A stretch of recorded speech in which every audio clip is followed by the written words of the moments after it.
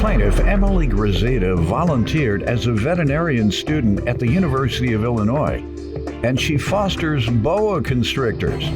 Emily claims she paid the defendant $550 for a snake, but she never received it, so she's suing. Defendant Elena Nieves says she has always loved reptiles, and she's owned 20 different types of reptiles. Elena insists the person who was supposed to transport the snake to Emily bailed on her, and then the snake passed away. Start with you. So my name's Emily. I'm a veterinary student at the University of Illinois. I've loved animals my whole life. So when I went to undergrad college, I started volunteering for a reptile-only reptile rescue. And you knew you wanted to be a vet at that point? Yeah, so Okay. I was volunteering there to get as much experience with different types of animals as possible. And I started fostering boa constrictors and fell in love with them there. And I have had snakes ever since and started my own reptile breeding company, Reptivet. Who do you sell them to? The stereotype is probably middle-aged white men, but it is broadening a whole lot. No little old black church lady? There's some of that too. You might be surprised. It's growing exponentially pretty much everywhere. So She said, I got to go to the usher board meeting. Would you hold my snake? I got to go to prayer meeting. Yeah. Keep my snake. All right. Plaintiff Emily Grazita is suing the defendant because she paid her $550 for a snake, but she never received it. Can you give me some background on you before we get to how you all met and determined? I have always loved reptiles ever since I was younger. I would watch them on TV. My friend down the street had a leopard gecko named Toby. I just kind of fell in love with them. I was able to finally move out of my mom's house in 2015 and purchase my first ball python. And then after that, it kind of blossomed from there. I had 20 different types of reptiles, from other types of snakes to geckos, They were tortoise. living in your home. Mm-hmm. Where do you keep them? Where do they live? In your house? Just all crawling around in your house at No. leisure? No, they lived in the house in their own enclosures. There's one big enclosure that has 20 in there. No, just one enclosure Everybody's trying to per imagine what it would be like. one enclosure per reptile. Really? Mm-hmm. That's nice and expensive.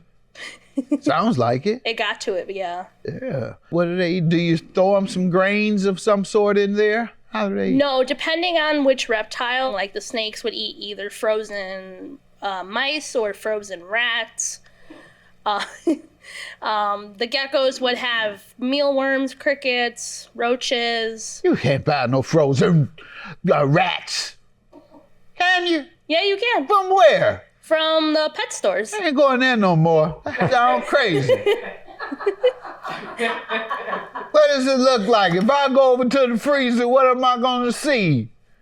Frozen fish food, frozen mice, and frozen rats. And they're going to be in a box where you can't see through it. In a plastic bag, but yeah. You will be able to see through it? No, you wouldn't be able to see through Okay. it. I was going to have to start dodging freezers. Yeah. That is fascinating, Yeah. to say the least. That's fascinating. Why are we here today? What happened? So I purchased a Dumeral's boa from her.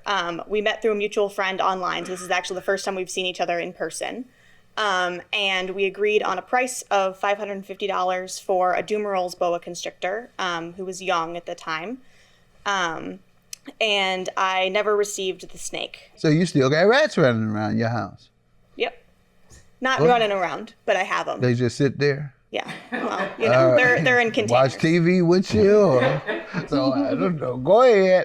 I'm just trying to get accustomed to different parts of life. And see, that's why exposure, seriously, diversity and exposure is important in this world. And that means people of different cultures coming together and learning who each other are and learning about your backgrounds. And so you can eliminate stereotypes in society. I would have never imagined any of this. Whereas had you been my college roommate or my college friend, I would know by now. So I wouldn't have to wait until I'm 60 to overcome my ignorance about how pet snakes live. Go ahead. You tell me what they're happened when actually you super gave intelligent, believe it or not. But yeah. So on February 15th, I paid $550. Elena and our mutual friend were going to organize transport. But apparently the mutual friend started ghosting Elena. Transport just wasn't working out. So 2 weeks later, I requested a refund. She agreed that she would give me a refund, but that she needed to wait until her tax returns came in, until her stimulus. You knew you wasn't getting it then, right? If you watch my show, you would know that when somebody tells you they're going to pay you when they get the tax return, you'll never see that. That transcends all cultures. That's right. That's every culture. You don't have to go to college with a member of a different community to know that. There you go.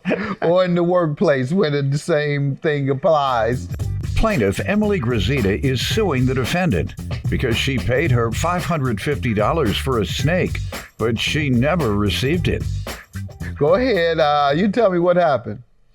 So I reached out to our mutual friend, and I told him that I was selling my Dumerals boa. He said that he was going to help with transportation.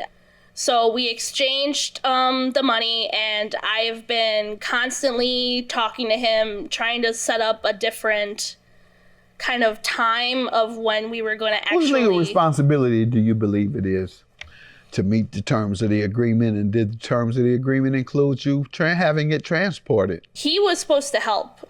On behalf of you? Mm-hmm. Do you believe or understand that you had the legal responsibility to...